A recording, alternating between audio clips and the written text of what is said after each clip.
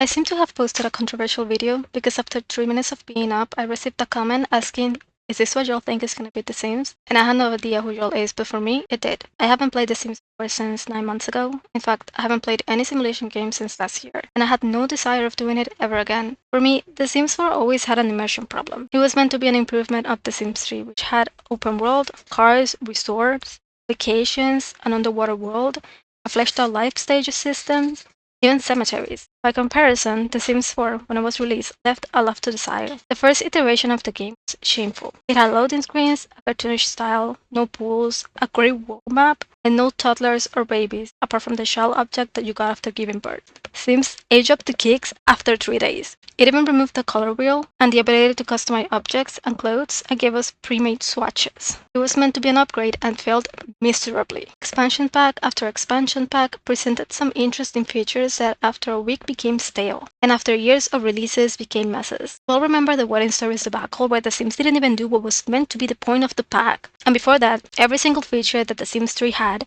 been watered down into different packs that ultimately didn't do it justice. What we got in one pack on The Sims 3 became 2 expansion packs, 1 game pack, and about 2 stuff packs, and it didn't even compare to the gameplay gotten in the previous games. One thing that the other iterations had was replayability. You could play the same storyline 5 times and get different results each time. You could play for years and still not discover every hidden gem that developers had included. The dream truly care to deliver quality. The Sims 4 is such a horrible version that till this day, countless of players still choose to spend their time playing with the other games before it. It's such an embarrassment that the base game became free in order to attract more players, and after a few weeks of a pack being released, it goes on sale. They had to start a bonus content gift to persuade players to buy the packs between the first weeks of the release because players didn't care anymore. And don't get me started on the mods. Every game has mods, is a way to enhance the experience and add some spice, like the Basemental mod, which adds some mature content like drugs, clothes and objects, which gives you a more diverse style and aesthetic that might not be available with the official content. But now we have an entire ecosystem built on the back of a game that is already monetarily exploiting their player base. What was now free because of players' passion and love for a game is now monetized. Subscriptions to modders range from $5 to $10 monthly in order to get additional clothes, hairs, recipes, even alternate weather and replacement for walls because we now can make new maps like we were previously able to. Instead, we're forced to play with smaller, uncustomizable, non-open world maps that have a lot limit because of stability issues with a decade-old game. We're restricted by a loading screen that can load in 5 seconds on a good optimized device, but for older devices can take up to minutes. It takes you out of the game flow. It's no wonder a lot of players consume video content while they're playing. They split their focus between 2 tasks or else they will get bored while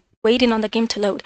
And thanks to that, the market for content about The Sims has grown, and with that the amount of players that do it. It seems nowadays everyone has a Simstagram or a Sims dog. Sharing the game has become a big aspect of the enjoyment of the game. Some even specialize in certain niches like building houses, making Sims, doing storyteller videos. Less and less people are interested in gameplay and more in the aesthetic the game provides, which is a valid form of enjoyment, but it makes you wonder, is it really a simulation game where the gameplay is lacking so much that the players choose not to use it instead? In fact, since mods add so much to the game, it's become the norm. A lot of popular videos showcase the gameplay but an enhanced version of it. Many don't disclose it. A popular trend has been to criticize others for whether they use or not mods in the game. When players complain about how boring the gameplay of The Sim is, many come to the defense of the franchise, claiming the players have no creativity or pressure them to add mods. What was once optional is now a requirement. There's also the amount of creators that focus on promoting the game. There's the official ones, part of the Game Changers program, who now even get a percentage of the sales made if the players buy content with their code. But there's also players who don't get any monetary incentive and just gain engagement that serves to broaden the audience of the game. The team has always been inclusive about mods, but now even modders are promoters of the game. Goes to show how essential mods have become, and it's been normalized to such an extent that a lot of promotional content includes mods with no disclosure of that. It's because so common that when creators are called out on social media for showing a non-vanilla game to promote it, they double down. And as each day passes, more and more discontent seems to grow in the community. Because of the countless bugs that still go unaddressed, the features players ask for that are ignored and downright denied because of incompatibility, the releases that are quite obviously a cash grab attempt like the SpongeBob cake we got a few months ago, or my first best stuff, I was wrong. Paralives